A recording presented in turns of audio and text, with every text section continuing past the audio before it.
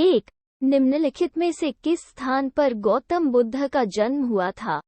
ए. Kaushambi, B. Lumbini, C. Kapilavastu, D.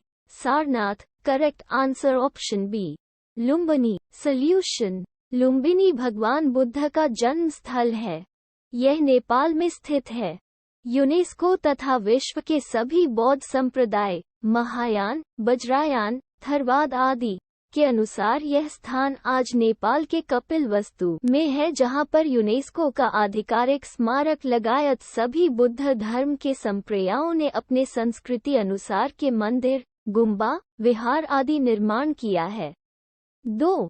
निम्नलिखित में से कौन सम्राट अशोक के पिता थे? A. Chandragupta Maurya, B. Ajatashatru, C. Bindusara, D. इनमें से कोई नहीं। Correct answer option C, Bindusara. Chandragupta Maurya एवं दुर्धरा के पुत्र बिंदुसार ने काफी बड़े राज्य का शासन संपदा में प्राप्त किया। उन्होंने दक्षिण भारत की तरफ भी राज्य का विस्तार किया। चाणक्य उनके समय में भी प्रधानमंत्री बनकर रहे। बिंदुसार के शासन में तक्षशिला के लोगों ने 2 बार विद्रोह किया। पहली बार विद्रोह बिंदुसार के बड़े पुत्र सुशीमा के कुप्रशासन के कारण हुआ। दूसरे विद्रोह का कारण अज्ञात है, पर उसे बिंदुसार के पुत्र अशोक ने दबा दिया। 3. स्ट्रेची आयोग निम्नलिखित में से किससे संबंधित था? ए. वर्नाक्यूलर प्रेस एक्ट से, बी. शिक्षा से, सी. स्थानीय स्वायत्त शासन से, डी. अकाल से। करेक्ट आंसर ऑप्शन डी, अकाल से। सॉल्यूशन: 1880 के रिचर्ड स्ट्रेची आयोग को अकाल से निपटने के लिए एक सामान्य रणनीति और सिद्धांत विकसित करने के लिए बनाया गया था। ये पहला अकाल आयोग था और लॉर्ड लिटन की अवधि के दौरान गठित किया गया था। 4. पुस्तक अनहैप्पी इंडिया की लेखक कौन थे? ए. बाल गंगाधर तिलक, बी.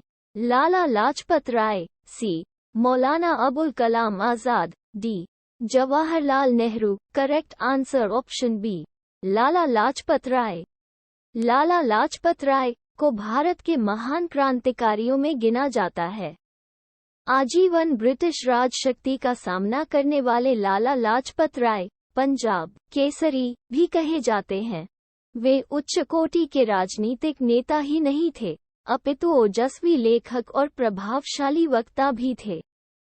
बंगाल की खाड़ी में हजारों मील दूर मांडले जेल में लाला लाजपत राय का किसी से भी किसी प्रकार का कोई संबंध या संपर्क नहीं था। अपने इस समय का उपयोग उन्होंने लेखन कार्य में किया। लालाजी ने भगवान श्री कृष्ण, अशोक, शिवाजी, स्वामी दयानंद सरस्वती, गुरुदत्त, मत्सीनी और गैरीबाल्डी की संक्षिप्त जीवनियां भी लिखी। नेशनल एजुकेशन, अनहैप्पी इंडिया और the story of my deportation उनकी अन्य महत्वपूर्ण रचनाएं हैं। 5. गुप्तकालीन प्रशासन में नगर के मुख्य अधिकारी को क्या कहा जाता था? ए. भोक्ता, बी. नगर श्रेष्ठी, सी. पुरपाल, डी.